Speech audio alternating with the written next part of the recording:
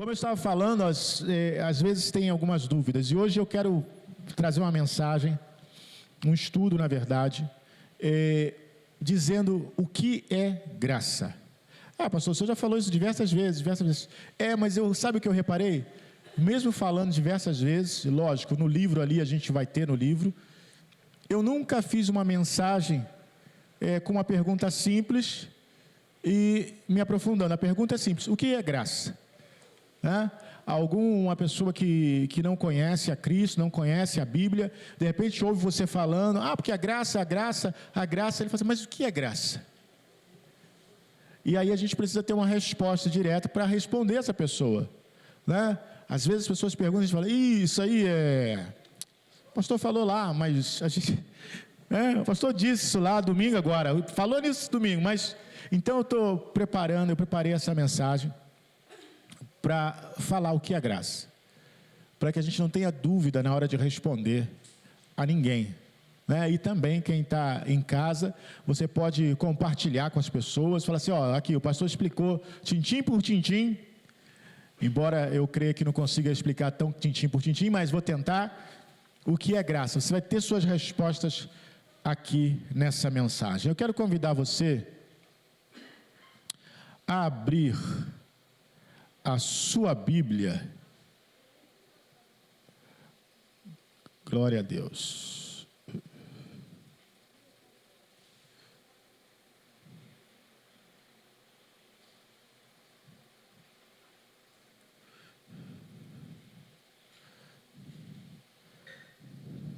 Que maravilha, irmãos. Estou aqui abrindo o meu arquivo e me dou conta de que meu arquivo está corrompido e eu simplesmente tenho somente a capa do arquivo, mas não tenho nenhum texto escrito aqui no arquivo. Que maravilha!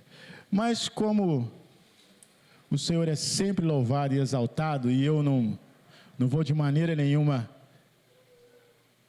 perder tempo, e Deus tem nos dado uma inteligência para a gente ser mais esperto que o diabo.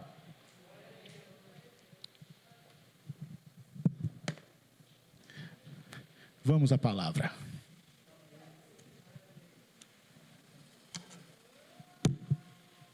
Aleluia. Vamos lá. Abra sua Bíblia, por favor.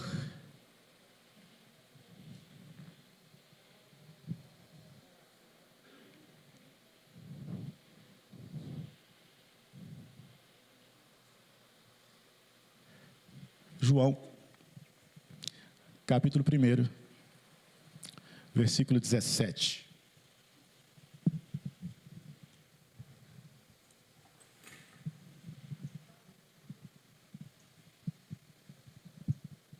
João, capítulo 1, versículo 17. Achou aí? João, falando a respeito da graça, o que ele diz? Porque a lei foi dada por Moisés. A graça e a verdade vieram por Jesus Cristo. Aleluia. Aleluia. Então, uma coisa que deve ficar muito clara na nossa mente é que a graça está relacionada a Jesus Cristo. A graça e a verdade veio através de Jesus Cristo. Agora, quer dizer que lá no Antigo Testamento não tinha graça? Lógico que sempre houve graça, porque a graça é a pessoa. Você não tem como separar Jesus Cristo da graça. Não tem como. O verbo se fez carne, aqui mesmo no Evangelho de João ele vai falar, o verbo se fez carne e habitou entre nós, e vimos, cheio de graça e de verdade, e vimos a sua glória como a glória do unigênito do Pai. Então Jesus é aquele que é cheio de graça, ele veio trazer a graça, ele é a própria graça. Então, quando nós falamos da graça, não estamos falando da antiga aliança, porque a antiga aliança não tinha graça, a antiga aliança era lei. Então o texto é muito claro. A lei foi dada por Moisés, mas a graça e a verdade vieram por Jesus Cristo. Esse é o primeiro ponto a respeito da graça. A graça é por Jesus Cristo. Lucas 16, 16 a 18.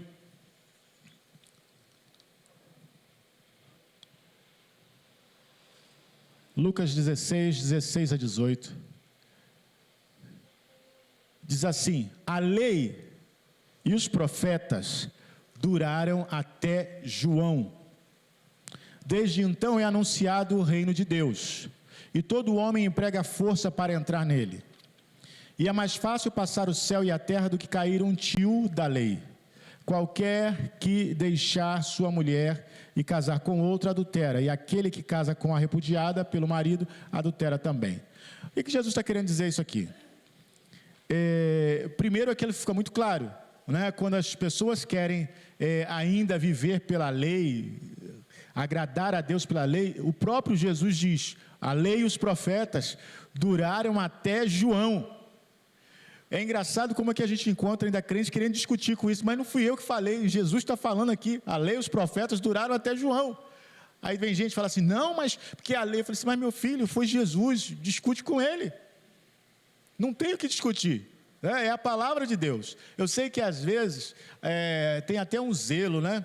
A gente quer que as pessoas façam a coisa certa, só que não tem como convencer as pessoas a fazerem as coisas certas. Só o Espírito de Deus pode fazer isso. Então a gente pode brigar e a pessoa continua fazendo errado. Você pode falar, você sabe disso, né? Você tem alguém, você tem um filho, você tem um marido, uma esposa, você tem uma pessoa que você convive, que você pode falar o que for, não adianta, eu falo, já falei, estou cansado de falar, mas não faz. É assim que as pessoas são. Agora, quem é que pode mudar realmente a pessoa? Só o Espírito Santo. Então é pretensão nossa achar que, não, eles vão lá, vão cumprir a lei. Não vai.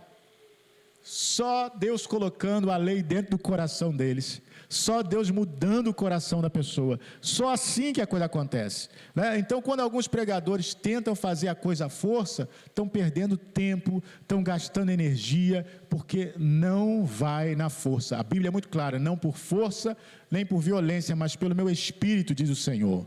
Então ele fala, a lei e os profetas duraram até João. Desde então é anunciado o reino de Deus. E o que os homens fazem? As pessoas tentam com toda a força entrar no reino de Deus. Jesus não está dizendo que tem que usar força para entrar no reino de Deus. Jesus está dizendo que as pessoas tentam usar a força para entrar no reino de Deus. Tem gente que pega isso aqui e fala: está vendo? Tem que entrar a força. Não, Jesus não está falando. Se você ler aqui, você diz que ele não diz isso, que tem que usar a força. Ele está falando que desde então é anunciado o reino de Deus, e todo homem emprega a força para entrar nele. Só que nós sabemos que ninguém pode entrar à força no reino de Deus. E Jesus sabia também. E aí ele fala a respeito da lei. Aqui é justamente, tem gente que fala assim: está vendo? Por isso tem que observar a lei, porque não vai passar um tio da lei sem que se cumpra. Não é isso que Jesus está falando. Mas ele falou ali que sim, mas em outro sentido. Ele está dizendo o seguinte: olha só, pela lei, não adianta. É lógico que no hebraico não tem tio, tá? Tio a gente tem na língua portuguesa, a gente tem nas línguas latinas, a gente tem na língua portuguesa, a gente tem no francês, a gente tem no espanhol, né? Mas a gente não tem isso no hebraico. Mas aqui na tradução eles pegaram o menor sinal que você tenha, um acento que você tenha. Nada disso vai passar da lei sem que se cumpra. É isso que Jesus está falando. Então, quando a pessoa pensa que, ele está dizendo, não, ele está dizendo se você for viver pela lei, meu filho, não vai nenhum tio deixar de se cumprir. Você vai ter que cumprir toda a lei, o menor que seja. Aí ele vem aqui dizendo: olha, qualquer que deixar sua mulher e casar com outra, adultera. Você acha que divórcio é uma coisa moderna, que agora que tem divórcio? Isso tinha desde lá você acha que problema de marido e mulher só tem agora? Você fala assim: agora é que esse problema, as mulheres não são insubmissas. os maridos são sem vergonha, isso é agora. Irmãos, isso sempre teve. E aí Jesus fala aqui, olha, qualquer que deixar a sua mulher e casar com outra, adultera. E aquele que casa com a repudiada pelo marido, adultera também. Não tem emenda na lei. Não tem... eu acho engraçado isso. Isso aqui é a lei do povo de Israel. É a lei que foi dada por Deus. A lei tem que ser assim. Mas os fariseus, os judeus lá, os escribas, aqueles doutores da lei, eles iam fazendo transformações na lei, adendo, sabe? Parece o Brasil, né? Não, é isso aqui, mas se você fizer isso aqui, tá tudo certo. É isso aqui, mas se você mudar para cá, tá tudo certo. Eles iam fazendo isso. Aí Jesus fala, não tem, na lei não tem modificação. A lei diz isso, se você largar a sua esposa e casar com outro, você está adulterando. Por isso que tem muita gente que fica na dúvida. Pastor, é pecado divorciar e casar com outra pessoa? Pela lei de Israel, é pecado. A lei não contempla divórcio. O próprio Deus fala, olha, Deus deu a lei, o divórcio, a possibilidade de divórcio para vocês, a Moisés, por causa da dureza do coração de vocês. Mas, na verdade, a lei não contempla isso. Ué, mas e agora?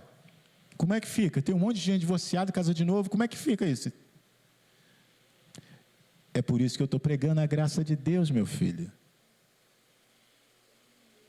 Porque se for aplicar a lei, aí tem gente que é divorciada, casou de novo, e está pregando a lei para os outros.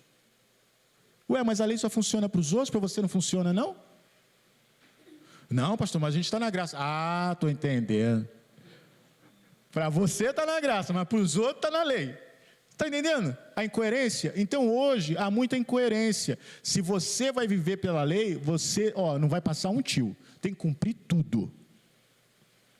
Ou você aceita a graça de Deus e vive pela graça. Essa é a questão. Eu acho que com esse ponto não tem quem fale. Não tem quem fale, porque as pessoas querem graça quando eles querem viver a vida deles, mas eles lei para os outros é lei. Então está aqui, Romanos 2:11. Romanos 2:11. Porque para com Deus não há acepção de pessoas. Porque todos os que sem lei pecaram, sem lei também perecerão. E todos os que sob a lei pecaram, pela lei serão julgados.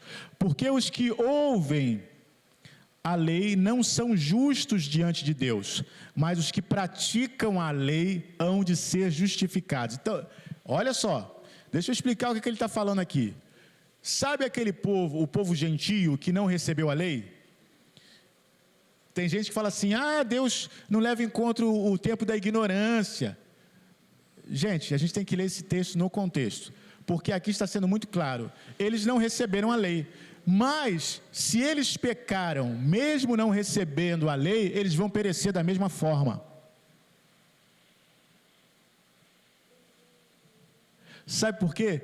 Porque a lei, entenda, quando vem o advento da lei, porque a lei foi dada no Monte Sinai, né? Quando a lei veio, embora a lei fosse para o povo de Israel, a lei encerrou toda a humanidade debaixo da maldição.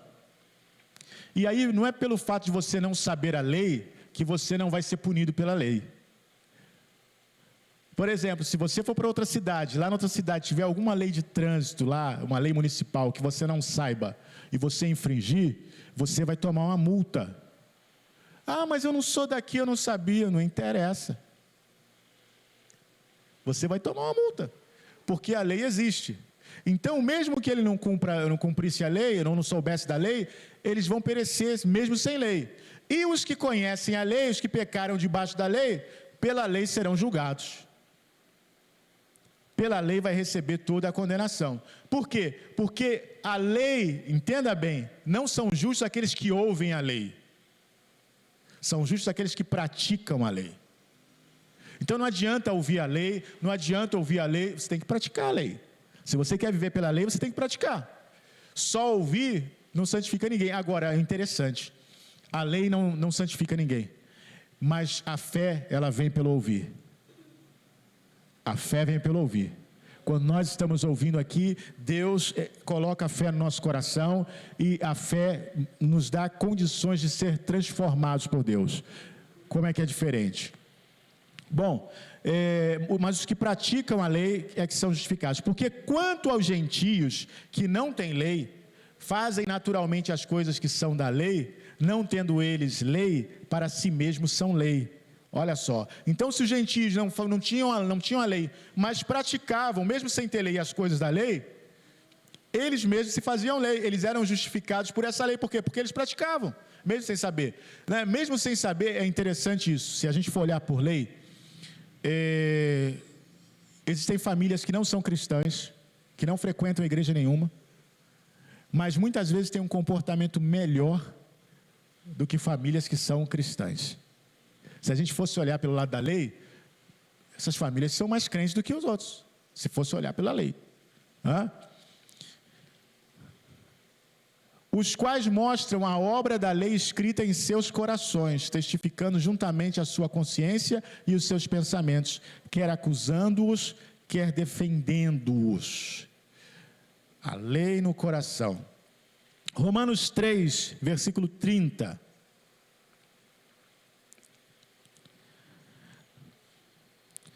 E 31, diz assim: visto que existe um só Deus, que pela fé justificará os circuncisos e os incircuncisos, anulamos então a lei pela fé? De maneira nenhuma, pelo contrário, confirmamos a lei. Bom, pastor, agora o senhor me confundiu. O senhor está falando aí que a lei passou, que a lei não tem mais, mas agora confirma a lei? Irmãos, o que nós precisamos dizer a respeito da lei é isso. Tem gente confundindo e achando. Você já viu aí esses cantores aí na internet, né? Cada dia tem um escândalo, aí eles mudam, eles vão para o mundo, vão cantar o que eles querem, e aí depois dão entrevista. Não, porque eu continuo sendo cristão, porque eu vivo na graça de Deus. Falando, eles estão entendendo errado. A graça não é uma licença para você viver a sua vida do jeito que você quiser, não. Nós estamos na graça de Deus, mas nós somos servos de Cristo. E a obra de Deus? Mas eu faço a obra de Deus cantando música de amor. Estou acreditando em você. E onde que música de amor fala de Deus? Só se for amor a Jesus. Agora, amor, eu te amo, eu amo você, vem ficar comigo, vamos sair. Esse negócio aí não fala nada de Jesus, não. Onde que isso fala de Jesus? Então as pessoas estão confundindo. Porque eu vivo na graça. E o pior, sabe o que é o pior? Tem gente crente apoiando. Isso é o pior. Tá certo mesmo, a igreja é muito bitolada. Tá certo mesmo, a igreja fica escravizando as pessoas. Irmãos, eu sou escravo de Cristo, eu não sou escravo da igreja. A Bíblia fala isso, Paulo fala isso, eu sou escravo de Cristo. Se alguém está se sentindo escravizado, não é pela igreja, é porque ele não entendeu a graça de Deus. Agora, é maravilhoso, né? A Bíblia fala sobre o escravo de orelha furada. Era o escravo que ele recebia a liberdade, mas ele preferia continuar servindo ao Senhor. Ou seja, ele era servo, mas era livre. Assim somos nós. Nós somos livres, mas nós preferimos continuar servindo ao Senhor.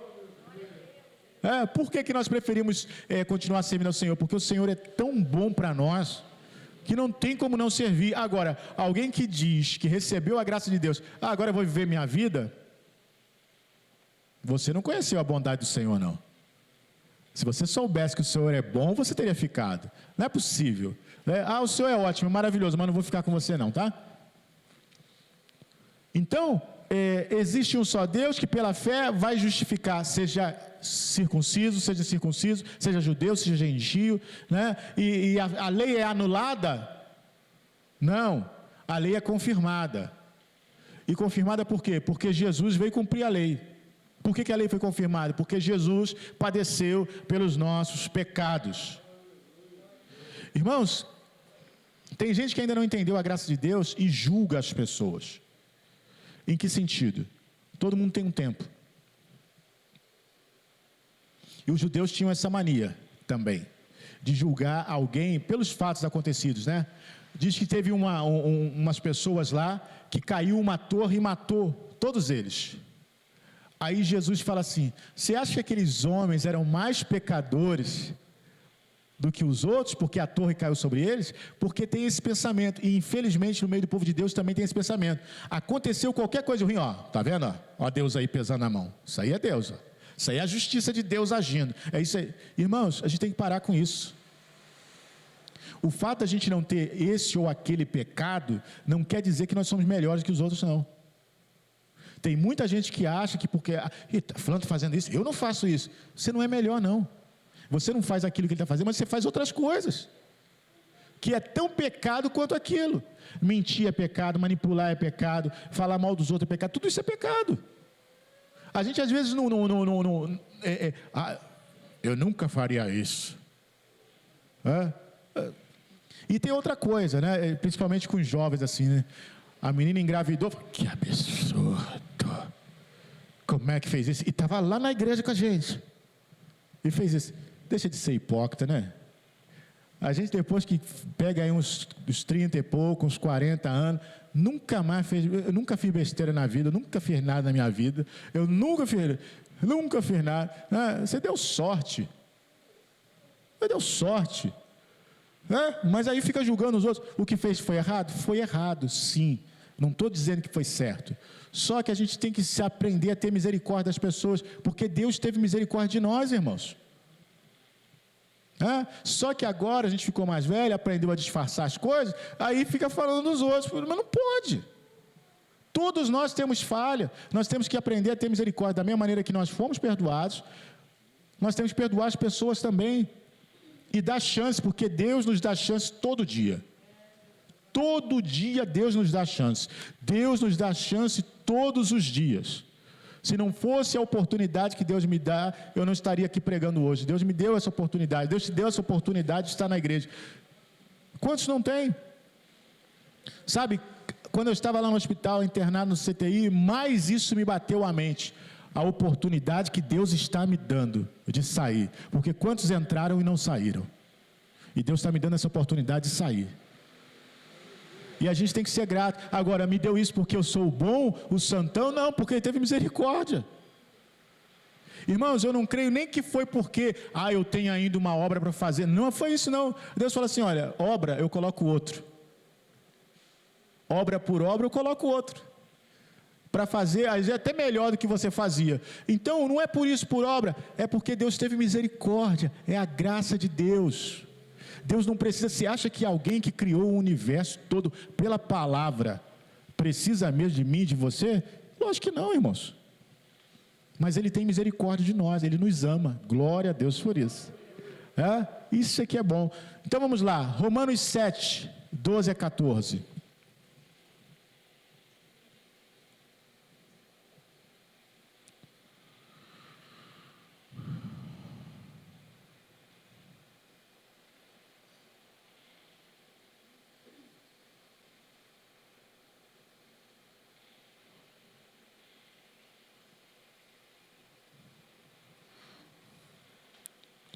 Romanos 7, 12 a 14, diz assim: de fato, a lei é santa.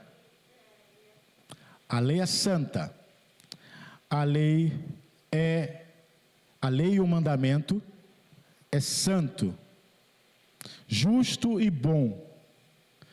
Então, o que é bom se tornou em morte para mim? De maneira nenhuma. Mas para o que o pecado se mostrasse como pecado, ele produziu morte em mim por meio do que era bom, de modo que por meio do mandamento, ele se mostrasse extremamente pecaminoso. Sabemos que a lei é espiritual, eu contudo não o sou, pois fui vendido como escravo para o pecado. Irmãos, essa é a grande realidade. Então, quando nós estamos falando aqui da lei, nós não somos contra a lei, né? De maneira nenhuma, porque a lei é santa, a lei é espiritual, a lei é boa. Nós aqui não somos. E aí, pelo fato de nós não sermos nem santos, nem bons, nem espirituais, a lei se torna mortal para nós. Por quê? Porque, por isso que Moisés não pôde ver Deus. Por isso que Deus falou para Moisés: Moisés, ninguém pode ver a minha face e viver. Por isso que Isaías, quando viu lá a orla das vestes de Deus e viu os serafins voando, o que Isaías falou? Vou morrer. Por quê? Porque eu estou vendo o Senhor e ninguém pode ver o Senhor e viver. Por quê? Porque a carne não subsiste diante de Deus. Então a santidade de Deus é tão grande que se o pecador chegar diante de Deus, ele definha. Olha, tem até alguns anjos, e a gente tem relato disso na Bíblia, que alguns homens de Deus chegaram diante de alguns anjos e caíram desmaiados com a glória do anjo. Então você imagina a glória de Deus. Então por isso que Deus fala, nós estamos protegidos, irmãos, a graça nos protege. Toda vez que nós entramos na presença de Deus, nós entramos pela graça, cobertos pelo sangue de Jesus. Não é pela nossa santidade, não. Então quando tem gente que fala assim, olha, muito cuidado quando pisar nesse altar, porque esse altar é santo. Querido, todos os que pisam no altar precisam estar revestidos de Cristo, pela graça de Deus e pela fé. Aqueles que pensam que pode subir no altar porque jejuaram, que pode subir no altar porque fizeram campanha, que pode subir no altar porque se santificaram, estão muito enganados. Porque Jesus é a nossa santificação. É Jesus que é a nossa santificação. Então, se nós não confiarmos em Jesus para a nossa santificação, nós vamos subir no altar e vamos ser fulminados, porque Ele é o Cordeiro. Ele é o Cordeiro que foi morto. Ele é o Cordeiro que foi imolado. Então, Paulo fala aqui, olha, a lei é santa, o mandamento é santo, é justo e bom, mas eu não sou, né? Essa lei tornou morte para mim, o pecado se mostrou, não, na verdade o que a lei faz? A lei mostra o meu pecado, a lei mostra o meu pecado, e aí eu, contudo, que não sou santo, não sou espiritual, eu fui vendido como escravo ao pecado. Essa é a realidade. Olha aí, Romanos 4:13.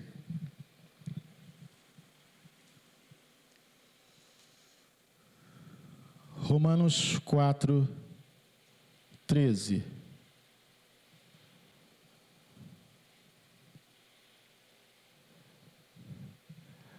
Não foi mediante a lei que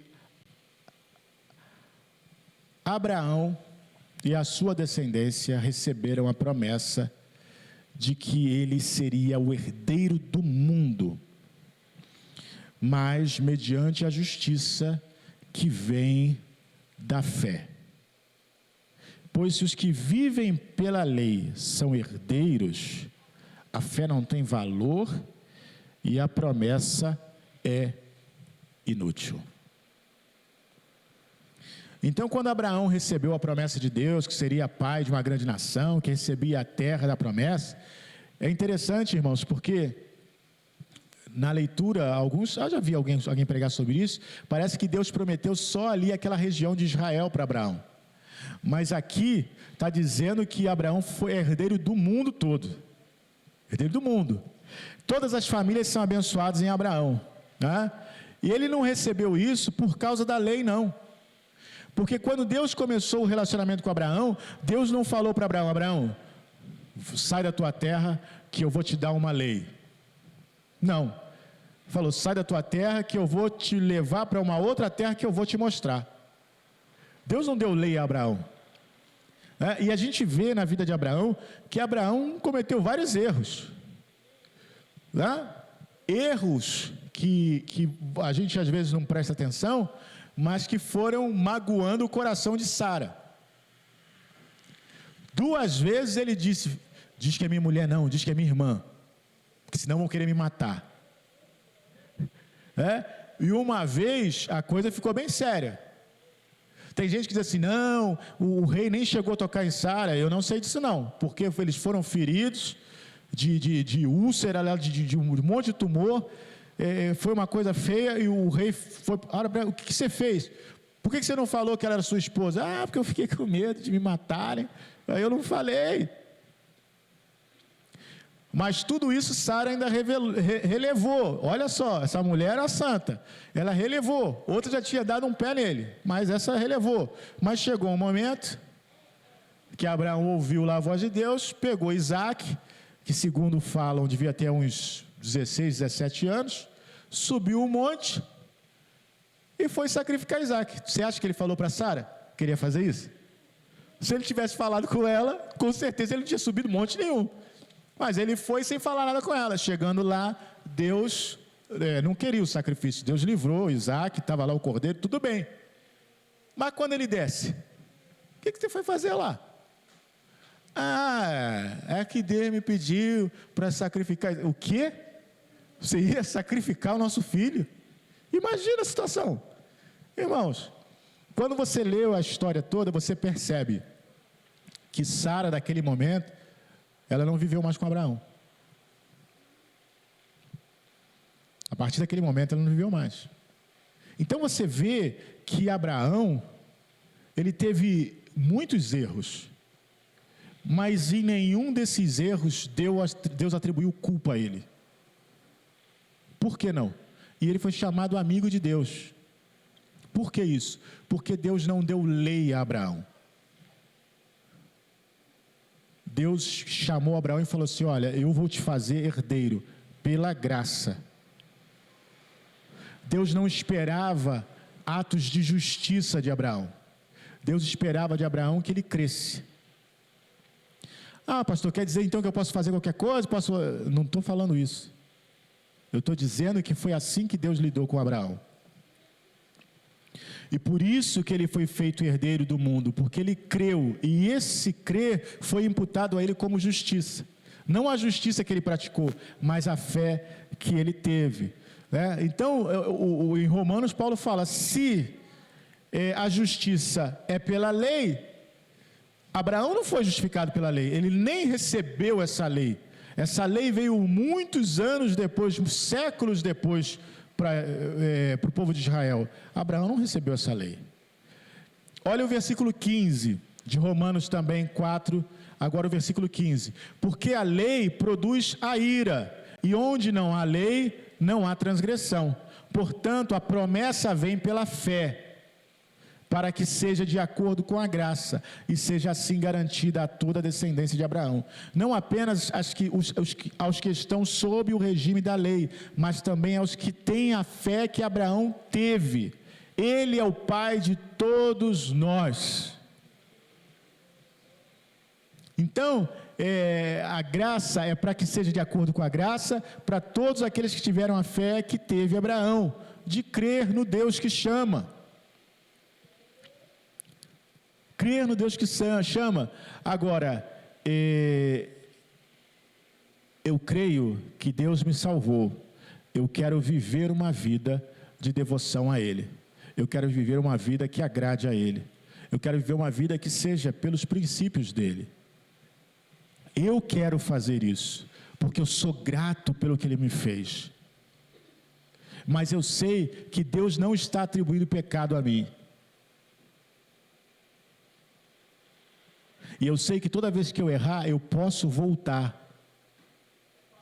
Sabe, é isso que precisa ser dito às pessoas, porque tem muita gente que erra uma coisinha e nunca mais volta na igreja.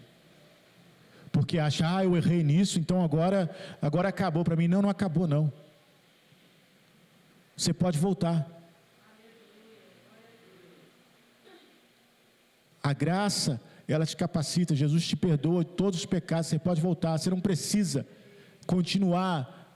Agora que eu já fiz isso, agora eu vou fazer. Não existe isso. Você vê que tem igrejas que o membro errou, está excluído, nunca mais entra aqui. E tem lugares ainda que diz assim: eu proíbo vocês de falarem com ele. Então, se passar por ele na rua, não pode nem dar a paz do Senhor.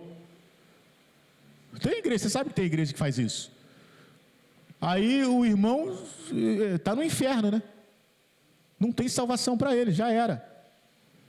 está perdido, acabou.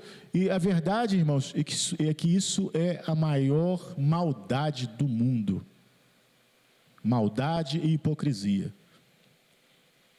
O versículo 17, como está escrito: eu o constituí pai de muitas nações, ele é o nosso pai aos olhos de Deus, em quem creu, o Deus que dá a vida aos mortos e chama à existência coisas que não existem, como se existissem. Deus falou a Abraão: eu vou te fazer pai de muitas nações. Então, aos olhos de Deus, né? Eu sei que tem um pessoal que fala assim: eu vou ser pai de nações. Não, você não vai ser, não. Isso aí foi dado só a Abraão. Não diz que você vai ser pai de nações, coisa nenhuma, né? Você vai ser pai dos seus filhos se você tiver. E a gente até pode ter por consideração: esse é o meu pai na fé, que pregou para mim e tal, mas é o máximo que você vai ser.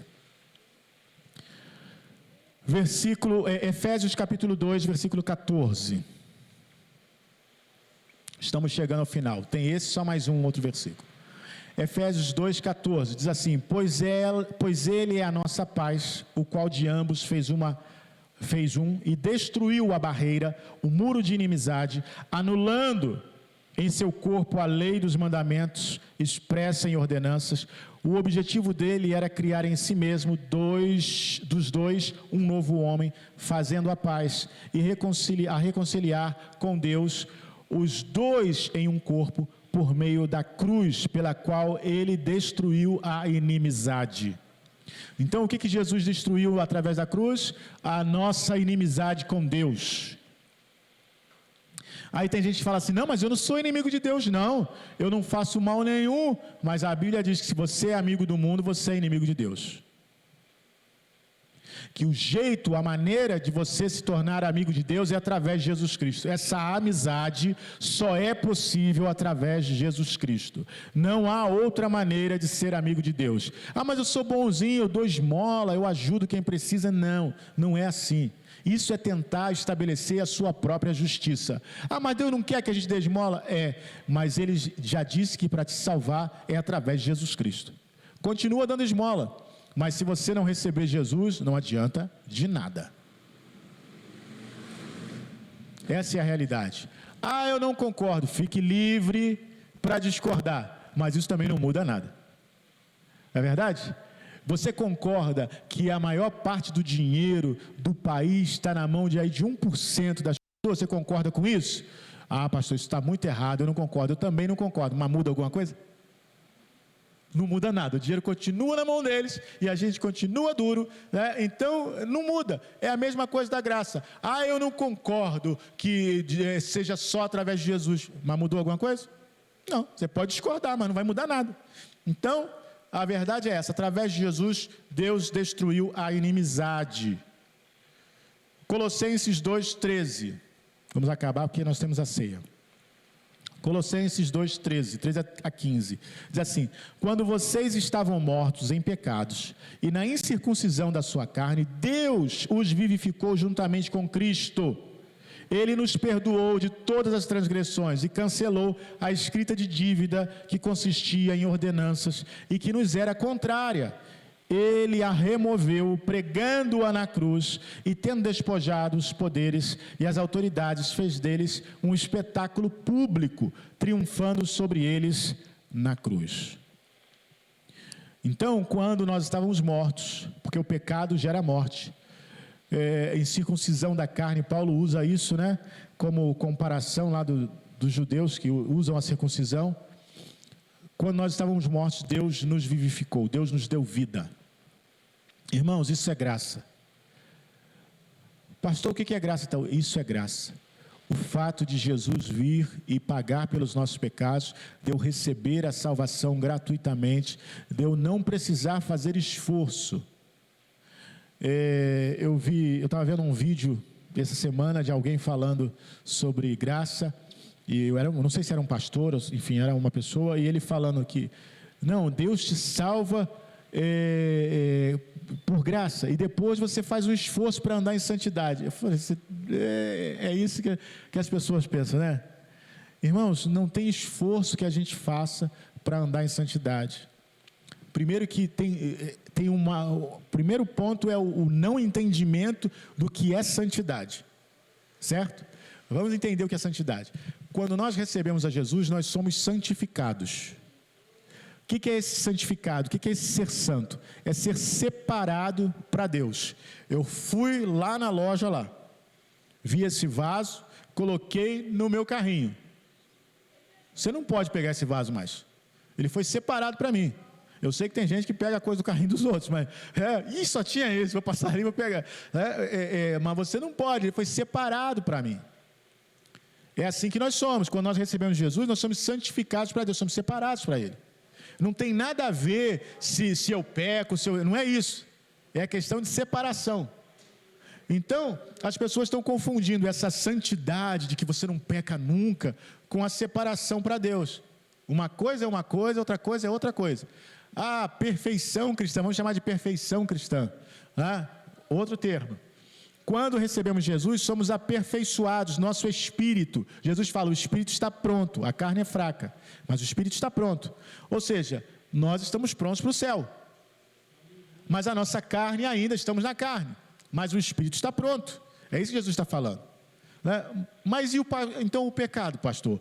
O que é isso, essa santidade? Bom, vamos lá. Isso não é santidade, na verdade. Isso são as coisas naturais da vida cristã que vem através do fruto do Espírito. Tudo isso é fruto do Espírito. Bondade. Você era uma pessoa ruim à beça, mas depois que você recebeu Jesus, você foi ficando bom, você foi melhorando.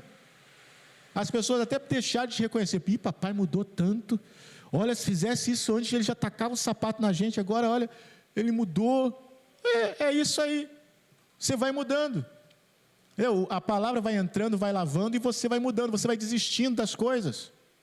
Você vai vendo que aquilo não serve para você e você vai mudando. Isso não é santificação no sentido de se tornar santo e irrepreensível. Não, irmãos, é a transformação que o Espírito faz na nossa vida.